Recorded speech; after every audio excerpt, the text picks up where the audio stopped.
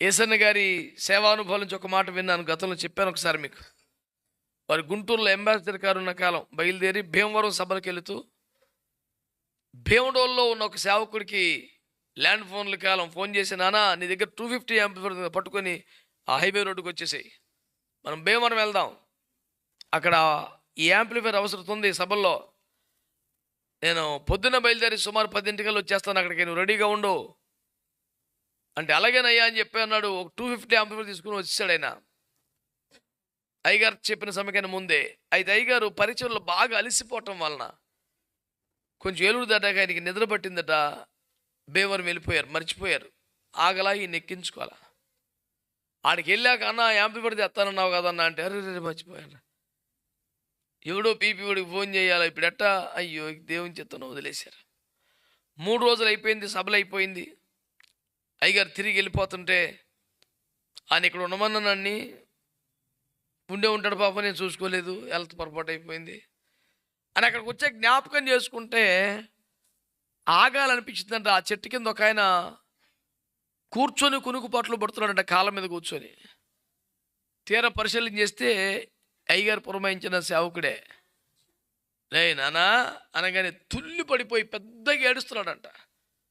అయ్యా ఇక్కడే ఉన్నాను అయ్యా, వెళ్ళలేదయ్యా, ఇక్కడే ఉన్నాను అయ్యా అని ఏడ్చేస్తున్నాడంట. ఆ దైవజనులు అతను పట్టుకొని ఏడ్చారంట. అయ్యో నాన్న సారీ రండి, మర్చిపోయి వెళ్ళిపోయాను, మన ఇంటికి వెళ్ళిపోవాల్సింది కదంటే, లేదు ఇక్కడ ఉండమన్నారు కదయ్యా.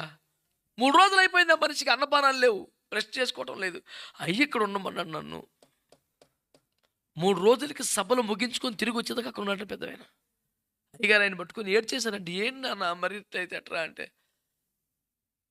ఓ దైవజనుడు నాతో పంచుకుంటూ, మేము అట్లా పరిచయం చేసామయ్యా, ఈ దగ్గర అసలు నమ్మకంగా ఉన్నామయ్యా, ప్రాణం పోవాలి తప్ప నమ్మకత్వం పోకూడదు అన్నట్టుగా బ్రతికాం అని వారి కన్నీటి అనుభవాలు సాక్ష్యాలు చెప్తుంటే నాకు అసలు కన్నీరు రాకుండా ఉండలేని పరిస్థితి. ప్రియులారా, రైటా తప్ప అని విశ్లేషణలు చేయడానికి, విమర్శలు చేయడానికి నేను ఈ సాక్ష్యాన్ని పంచుకోవాలంట. నా వరకైతే నమ్మకత్వం అంటే ఇలా ఉండాలి అని సవాలు చేయబడ్డ సాక్ష్యం అది. బా ఎంత అద్భుతం. నేనైతే ఉంటానా, ఇంటికి వెళ్ళిపోదును కదా ఒక పూట ఒక రోజు చూసి, అమ్మో ఇంతైతే నా వల్ల కాదు అనిపించి, ప్రభువా నమ్మకత్వం అది ఏ ఎక్స్టెంట్కి వెళ్ళాల్సి వచ్చినా వెళ్ళాలంటే కృప నాకు ఇవ్వని ప్రార్థన చేసుకోవాల్సిన పరిస్థితి వచ్చింది. ఆమె కనుక ప్రియులారా, ఒకరు సువార్త ప్రకటించడంలో నమ్మకస్తులు, ఒకరు పరిచర్యలో నమ్మకస్తులు. ఇంకా అడుకో పరిచర్య అప్పగించాలి, మనం దర్జా పడుకోవచ్చు, తిరిగి ఉండదు, పర్ఫెక్ట్ జరుగుద్ది అంతే.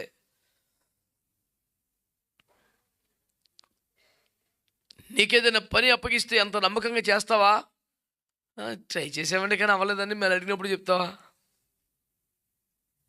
కొంతమంది అలా ఉంటారు. పలానా పని చేయబాబు అంటే చేయలేకపోయినప్పుడు వెంటనే మనకి మీరు చేయమన్నారు కానీ కుదరలేదండి అంటే మనం ఇంకేదో తిప్పలు పడతాం కదా. వాడు సైలెంట్ కోరుకుంటాడు. ఒక వారానికో 10 రోజులకో మనం వెళ్ళి ఆయన ఏం చేశాడు, కుదరలేదండి అని అప్పుడు అంటాడు. అరే నీకు చెప్పింత కాలం అయింది కదమ్మా, నువ్వు చేయకపోతే కుదరలేదు, నేను చేయట్లేదు అని చెప్పాలి కదా. ఇంకో తిప్పలు పడతాం కదా. అంత నమ్మకస్తులు వాళ్ళు. మన జనాభా లెక్కల్లో భాగంగా వచ్చి వెళ్ళిపోయి బ్యాచ్గా ఉంటే ఇంకెందుకండి. సువార్త ప్రకటనలో నమ్మకమైన వారు, పరిచయలో నమ్మకమైన వారు బైబిల్ గ్రంథంలో మనకు సవాలుగా కనబడుచున్నారు.